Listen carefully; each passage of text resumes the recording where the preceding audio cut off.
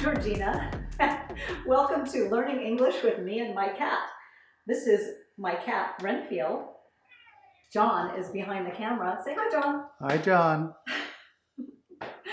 Okay, and today you're going to be joining me while I do some dusting of Better my than living me room. doing it.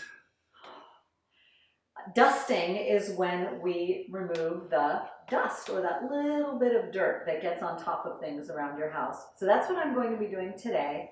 And while I'm doing that, we're going to be talking about the articles a, an, and the. So definite and indefinite articles. All right, let me get my duster. This is my duster.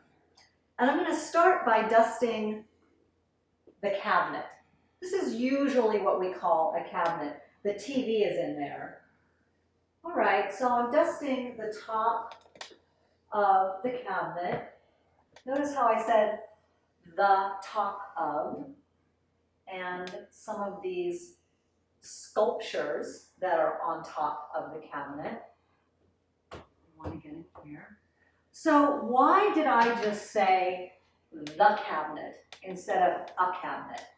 Well, I could say I'm dusting a cabinet. Grammatically, that would be okay to say that. But since this is the only one in my house, or this is the TV cabinet, I generally would refer to it as the cabinet.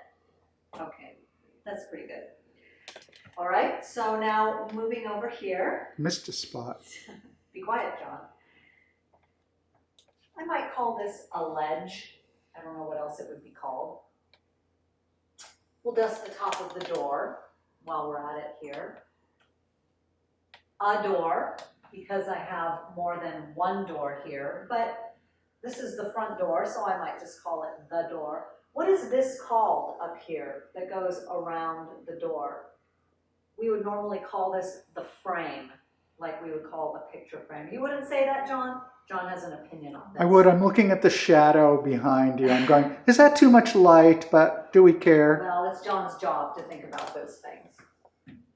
Yeah, it's a door frame. Okay, thank you, John, for your opinion on that. Yay.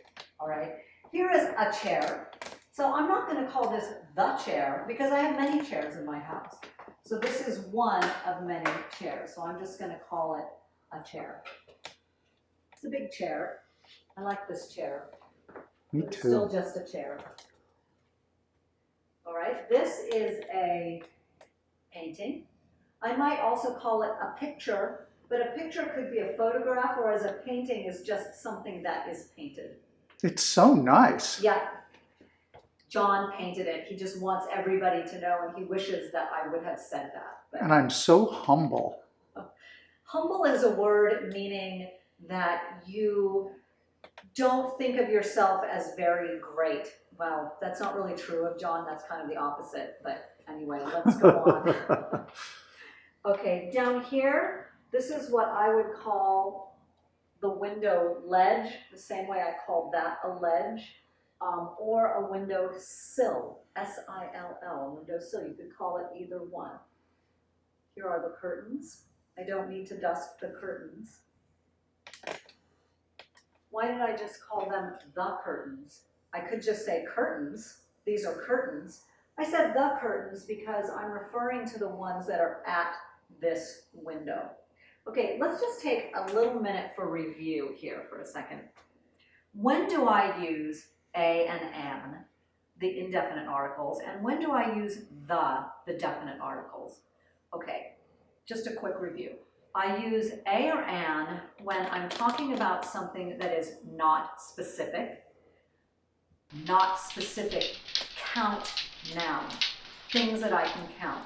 Renfield just walked across the room. He is a cat. I can count cats. We talked about this in a previous episode.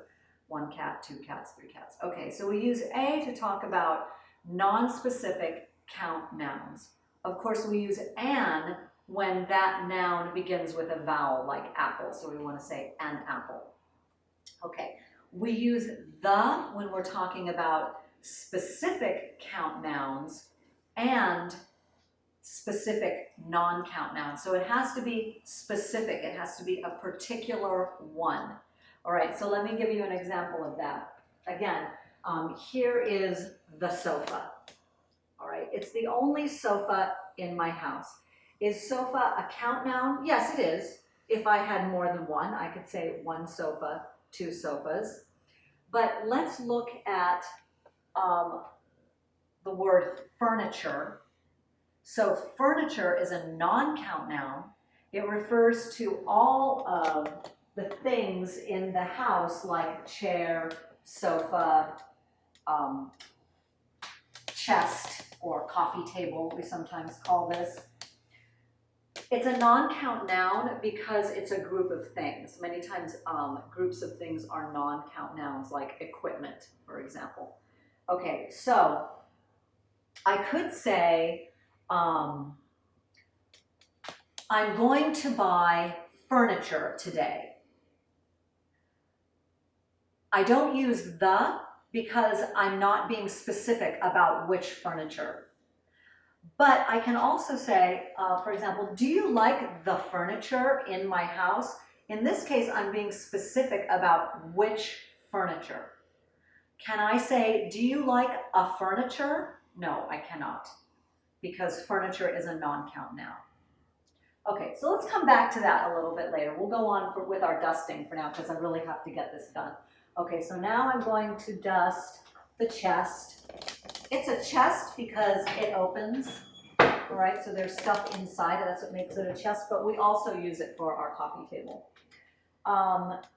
These are pillows, but I'm not going to dust them. Probably be better to vacuum. These are cushions, all count nouns, so the cushions, the pillows. Ah, wait, I forgot something, but they're plural, right? They're plural. So we don't use an article with plural nouns, okay? So I'm not gonna say,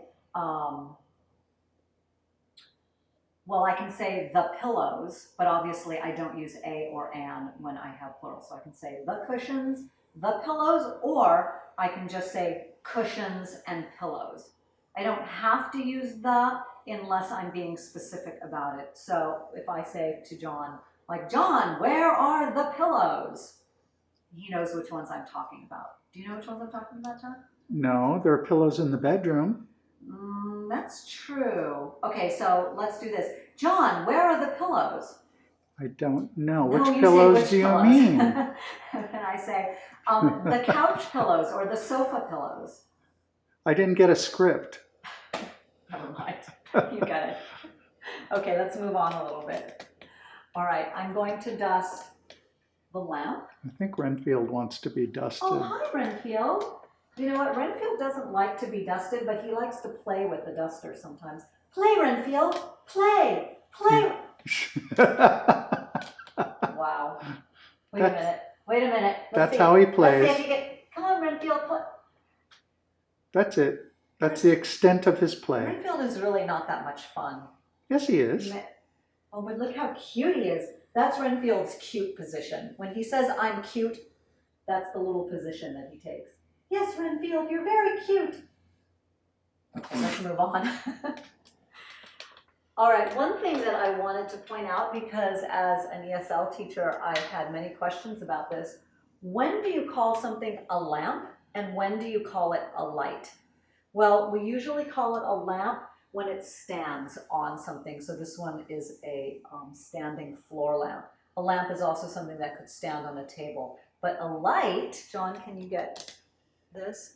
A light is something that is usually attached to the ceiling. So that's the difference between lamp and light.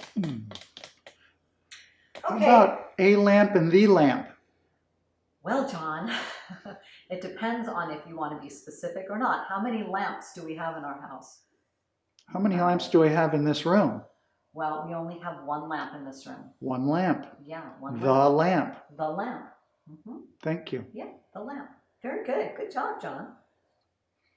Hey, Okay. wait a minute. So now I'm dusting another picture or painting. I'm dusting the chairs, some chairs, I could also say. I'm not going to dust this table because we eat at this table, so I'm going to actually clean it with a cloth instead. Okay, over here we have another cabinet. Lift up this heavy thing to dust under it. Not a thing. It's a sculpture of a cat. John also made that. He's very talented, you will learn. Yeah, I'm very And talented. this is a picture or a photograph that John took. Okay. Oh, look. Here's a picture that John didn't do. Hey, Actually, this picture is one I really love because my dad drew it. Yes, I know, I have a lot of artists in my family. They drive me crazy. Okay, so now let's move over to the fireplace. This is kind of an unusual fireplace that we have, kind of a modern looking fireplace, but I really like it. So, and a little bowl here on the fireplace. So I'll dust this. The fireplace is off right now, but usually we have it on a cold day. It's a gas fireplace.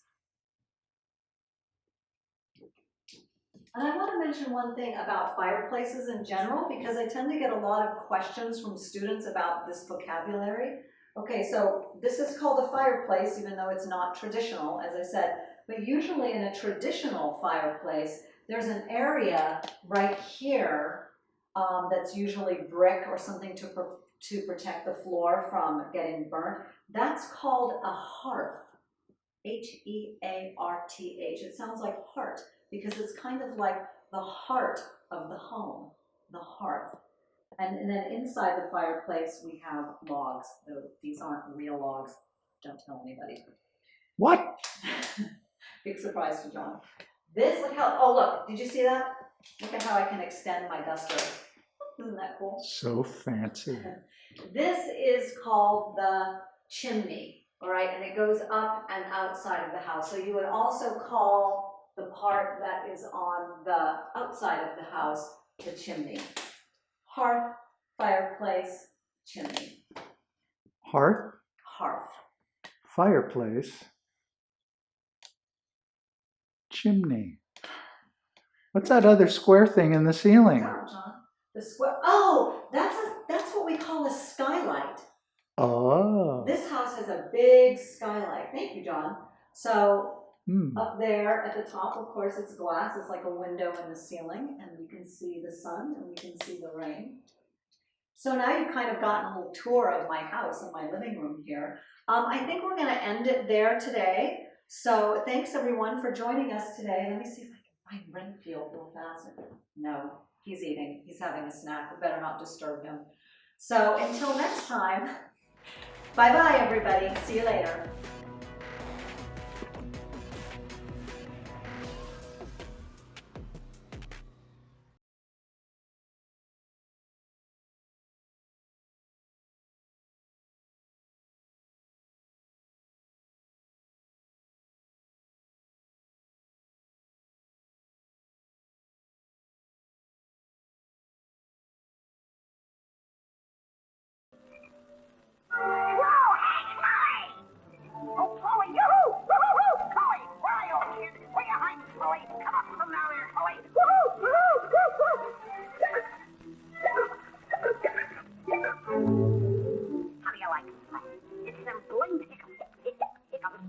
This cartoon is no longer available.